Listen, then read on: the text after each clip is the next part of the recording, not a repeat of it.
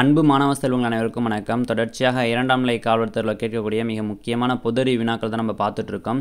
சரிங்களா, இன்றைக்கும் நம்ம டாப் மோஸ்ட் இம்பார்ட்டண்டான ஒரு 50 பொதுஅறிவு வினாக்கள் பார்க்கலாம். சரிங்களா, நீங்கள் இப்போ பார்த்துட்டு இருக்க அந்த கொஸ்டின் பேப்பர்ன்றது 2022 நம்ம பிசி டெஸ்ட் பேட்ச் ஸ்டூடெண்ட்ஸுக்கு கொடுத்த கொஸ்டின் பேப்பர் தான். கண்டிப்பாக உங்களோட ரிவிஷனுக்கு இது யூஸ்ஃபுல்லாக இருக்கும் அப்படின்னு சொல்லி தான் நம்ம இதை கொடுக்குறோம். சரிங்களா, ஃபஸ்ட்டு கொஸ்டின் பாருங்கள். பின்வருவனற்றுள் எது முதன்மை தொழில்களில் ஒன்று அல்ல அப்படின்னு சொல்லி கேட்டிருக்காங்க. சரிங்களா, அப்போ மீன் பிடித்தல்ன்றது முதன்மை தொழில் தான், காடு வளர்ப்புன்றதும் முதன்மை தொழில் தான், நெசவு தொழில்கள் அப்படின்னு சொல்கிறது முதன்மை தொழில் கிடையாது. சரிங்களா, முதன்மை தொழில் கிடையாது. நெசவு தொழில் அப்படின்றது 2ஆம் நிலை தொழில். சரிங்களா, அதுவே பருத்தி அப்படின்னு சொல்லும்போது விவசாயம்னு சொல்லும்போது முதல்நிலை தொழில். ஆனால் நெசவுன்றது நெசவை நெய்ந்து ஆடையாக நமக்கு உருவாக்குறாங்க. அப்போ அது தொழில்துறையில் வந்துடும். அப்போ 2ஆம் நிலை தொழில் வந்துடும். சரிங்களா, அப்போ இதுதான் சரியான விடை. அடுத்த கொஸ்டின் பாருங்கள். இந்திய பொருளாதாரம் அப்படின்றது எவ்வகை பொருளாதாரம்னா கலப்பு பொருளாதாரம் அப்படின்றது தான். கலப்பு பொருளாதாரம்னா என்ன? தனியார் துறையுடைய பங்களிப்பும் இருக்கும், அரசு துறையுடைய பங்களிப்பும் இருக்கும். சரிங்களா, இதுவே முதலாளித்துவம் கொண்ட நாடுகள் எல்லாமே தனியார் துறையுடைய பங்களிப்பு தான் அதிகமாக இருக்கும். கம்யூனிச நாடுகள் அப்படின்னு சொல்கிறோம், பொது உடைமை நாடுகள், அங்கெல்லாம் வந்து பார்த்திங்கன்னா அரசு துறைகள் தான் அதிகமாக இருக்கும். ஆனால் நம்ம இந்தியாவில் இருக்கிற பொருளாதார நிலைமை அப்படின்றது கலப்பு பொருளாதாரம்.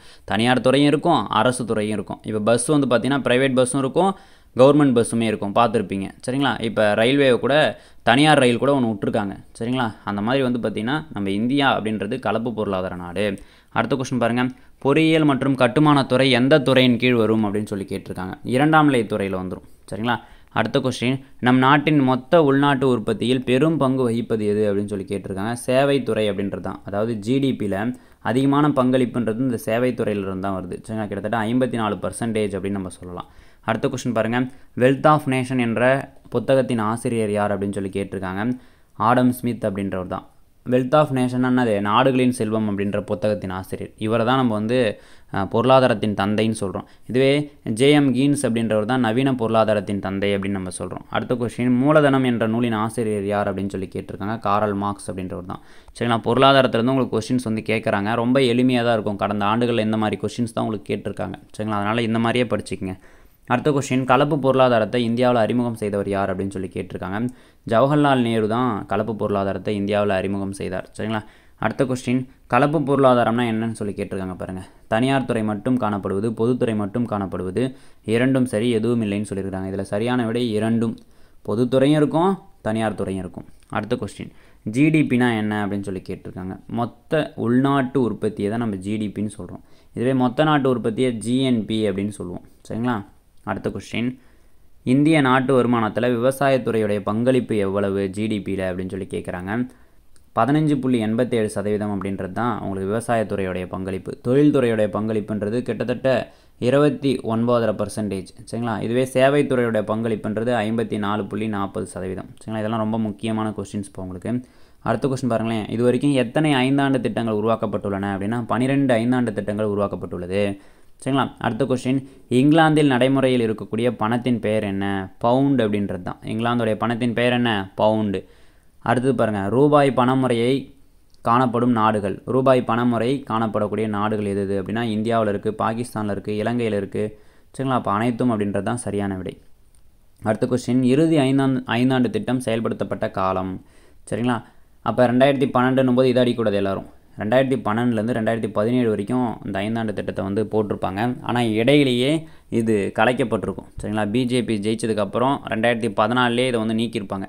2015 நிதி ஆயோக் அப்படின்றத ஏற்படுத்தியிருப்பாங்க. சரிங்களா, அப்போ இதெல்லாம் எக்ஸாமில் ரொம்ப முக்கியம். அடுத்த கொஸ்டின். திட்டக்குழு ஏற்படுத்தப்பட்டது எப்பொழுதுனா மார்ச் 15 1950 தான் திட்டக்குழு ஏற்படுத்தப்படுது. என்ன சார் இது திட்டக்குழுனா? 5ஆண்டு திட்டத்தை ஏற்படுத்தக்கூடிய குழுவே இந்த திட்டக்குழு தான். சரிங்களா, அடுத்து தேசிய வளர்ச்சி குழுன்னு ஒன்று இருக்கும். அதுதான் என்ன பண்ணுன்னா இந்த 5ஆண்டு திட்டங்கள்லாம் விவாதித்து அங்கீகரிக்கும். சரிங்களா, அப்போ இந்த திட்டக்குழு எப்போ கலைக்கிறாங்க? நிதி ஆயோக் ஏற்படுத்துறதுக்காக திட்டக்குழு வந்து கலைச்சிருவாங்க. அடுத்த கொஸ்டின் பாருங்கள். நிதி ஆயோக் எப்போ ஏற்படுத்தப்படுது அப்படின்னா ஜனவரி 1 2015 நிதி ஆயோக் அப்படின்றது ஏற்படுத்தப்படுது. அடுத்த கொஸ்டின்.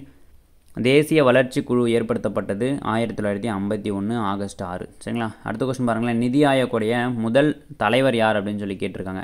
பிரதமர் நரேந்திர மோடி அவர்கள் தான் முதல் தலைவர். அப்போ இதில் வந்து ஆப்ஷனில் அவர் இல்லை, அப்போ எவையும் இல்லை அப்படின்றது தான் சரியான ஆன்சர். அடுத்த கொஸ்டின். புதிய பொருளாதார கொள்கை கொண்டு வரப்பட்ட ஆண்டு 1992 தான் சரியான விடை. சரிங்களா, அப்போ தான் திறந்தவெளி பொருளாதாரம் அப்படின்றத நம்ம இந்தியாவில் வந்து அறிமுகப்படுத்துகிறாங்க. சரிங்களா, அடுத்த கொஸ்டின். சோசியலிசம் அப்படின்னா என்ன அப்படின்னு சொல்லி கேட்டிருக்காங்க. சோசியலிசம் அப்படின்னா உங்களுக்கு அரசு துறை அப்படின்றது தான். சரிங்களா? அரசு துறை மட்டும் இருக்கக்கூடியது தான் சோசியலிசம்னு சொல்கிறோம். கம்யூனிசம் அப்படின்னு சொல்கிறோம் இல்லையா, அது அரசு துறை தான். அடுத்த கொஸ்டின், முதல் 5 ஆண்டு திட்டம் செயல்படுத்தப்பட்ட காலம் எது அப்படின்னு சொல்லி கேட்டிருக்காங்க. 1951லேருந்து 1956 வரைக்கும் இருக்கக்கூடிய காலத்தில் தான் முதல் 5 ஆண்டு திட்டம் அப்படின்றது செயல்படுத்தப்பட்டிருக்கும். அடுத்த கொஸ்டின் பாருங்கள், முதலாவது 5 ஆண்டு திட்டம் யாருடைய மாதிரி அப்படின்னா ஹார்டு தோமர் மாதிரி அப்படின்றவருடைய மாதிரி தான். பிசி மலானோபிஸ் மாதிரின்றது 2வது 5 ஆண்டு திட்டத்துடைய மாதிரி. சரிங்களா? அடுத்து பாருங்கள், 2வது 5 ஆண்டு திட்டத்தின் நோக்கம் என்ன அப்படின்னு சொல்லி கேட்டிருக்காங்க. தொழில்துறை தான். சரிங்களா? தொழில்துறை 2ஆம் நிலைத்துறையை வந்து மேம்படுத்துறது தான் இந்த 2வது 5 ஆண்டு திட்டத்தின் நோக்கம். சரிங்களா? அடுத்த கொஸ்டின் பாருங்கள், எந்த 5 ஆண்டு திட்டம் வறுமை ஒழிப்புக்கான 5 ஆண்டு திட்டம் அப்படின்னு சொல்லி கேட்டிருக்காங்க. 6வது 5 ஆண்டு திட்டம் அப்படின்றது தான். சரிங்களா? இதெல்லாம் உங்களுக்கு பழைய ஸ்கூல் புக்கில் இருக்குது, 10th புக்கில். புது புக்கில் இல்லை. இருந்தாலும் 2019 வந்து உங்களுக்கு கேட்டிருக்காங்க. நீங்கள் தெரிஞ்சுக்குங்க, அதுக்காக நம்ம அந்த கொஷினை வந்து கொடுக்குறோம். சரி, பொருளியலின் தந்தை யாருன்னா ஆடம் ஸ்மித். நம்ம பார்த்தோம் இல்லையா, ஆடம் ஸ்மித் தான் நாடுகளின் செல்வம் அப்படின்ற புத்தகத்தை வந்து எழுதியிருப்பார். அடுத்த கொஸ்டின் பாருங்கள், நேரடி வரி எது அப்படின்னு சொல்லி கேட்டிருக்காங்க. சரிங்களா? வருமான வரின்றது தான் நேரடி வரி. மற்றபடி ஜிஎஸ்டி, உற்பத்தி வரி, இது எல்லாமே மறைமுக வரிகள். சரிங்களா? அடுத்த கொஸ்டினில் பாருங்களேன், மறைமுக வரி எதுன்னு சொல்லி கேட்டிருக்காங்க. சரக்கு மற்றும் சேவை வரி அப்படின்றது தான் மறைமுக வரி. ஜிஎஸ்டி அப்படின்னு சொல்லி கூட இதை சொல்லுவாங்க. சரிங்களா?